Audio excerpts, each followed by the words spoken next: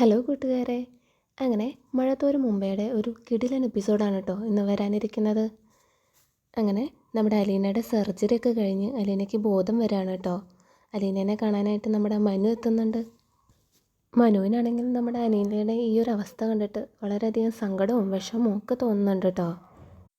മനുവും അലീനയും തമ്മിലുള്ള ഒരു അടിപൊളി സീനാണ് കേട്ടോ വരാനിരിക്കുന്നത്. മനു അലീനയുടെ കൈ പിടിച്ച് തൻ്റെ ഹൃദയത്തോട് ചേർത്ത് വയ്ക്കുന്നുണ്ട് കേട്ടോ. അതുപോലെ തന്നെ തലയിൽ തലോടിയൊക്കെ കൊടുക്കുന്നുണ്ട്. ഇവിടെ മനുവിന് അലീനയോടുള്ള കരുതലാണ് നമുക്ക് കാണാൻ സാധിക്കുക. ഇതിനിടയിൽ പോലീസ് വന്ന് അലീനയുടെ മൊഴിയൊക്കെ എടുക്കുന്നുണ്ട് കേട്ടോ. അലീന എന്തായാലും ഹരിക്കും രോഹിത്തിനെതിരെ മൊഴി കൊടുക്കാനൊന്നും പോകുന്നില്ല, അതുറപ്പായിട്ടുള്ളൊരു കാര്യമാണ്. അതേസമയം ഹരിയും രോഹിത്താണെങ്കിൽ വളരെ ടെൻഷൻ അടിച്ചിട്ടാണ് കേട്ടോ ഇരിക്കുന്നത്, എന്താ ചെയ്യേണ്ടതെന്ന് അറിയാണ്ട്. അലീനേനെ ഹോസ്പിറ്റലിൽ എത്തിച്ച വിവരമൊക്കെ അവർ അറിഞ്ഞിട്ടുണ്ട്. ഇനി അലീന എങ്ങാനും അവർക്കെതിരെ മൊഴി കൊടുക്കുമോ, ഈ നാട് വിട്ട് പോവേണ്ടി വരുമോ, അതോ കൊല കുറ്റത്തിന് ജയിലിൽ പോകേണ്ടി വരുമോ എന്നൊക്കെയാണ് അവരാലോചിക്കുന്നത് കേട്ടോ. ഇതിനിടയിൽ വൈജയന്തി രോഹിത്തിനെ വിളിച്ച് അലീന പോലീസിന് കൊടുത്ത മൊഴിയെ പറ്റിയൊക്കെ പറയുന്നുണ്ട് കേട്ടോ.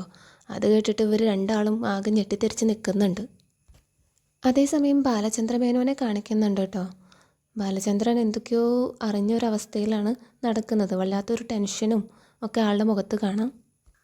അലീനയുടെ ഈ ഒരു അവസ്ഥയ്ക്ക് പിന്നിൽ ഹരിയും രോഹിത്തും ആണെന്ന് ചിലപ്പോൾ ബാലചന്ദ്രമേനോൻ അറിഞ്ഞിട്ടുണ്ടാവണം. വൈജയന്തി ഓരോന്ന് കുത്തി കുത്തി ചോദിക്കുന്നുണ്ടെങ്കിലും ബാലചന്ദ്രൻ വ്യക്തമായിട്ടൊരു മറുപടി ഒന്നും കൊടുക്കുന്നില്ല കേട്ടോ. ഇത്രയൊക്കെയാണ് ഇന്നത്തെ എപ്പിസോഡിൽ വരാനിരിക്കുന്നത്. അപ്പോൾ വീഡിയോ ഇഷ്ടപ്പെട്ടാൽ ലൈക്ക് ചെയ്യാനും സബ്സ്ക്രൈബ് ചെയ്യാനും മറക്കരുത് കേട്ടോ. പുതിയ വിശേഷങ്ങളുമായി അടുത്ത വീഡിയോയിൽ കാണാം. താങ്ക്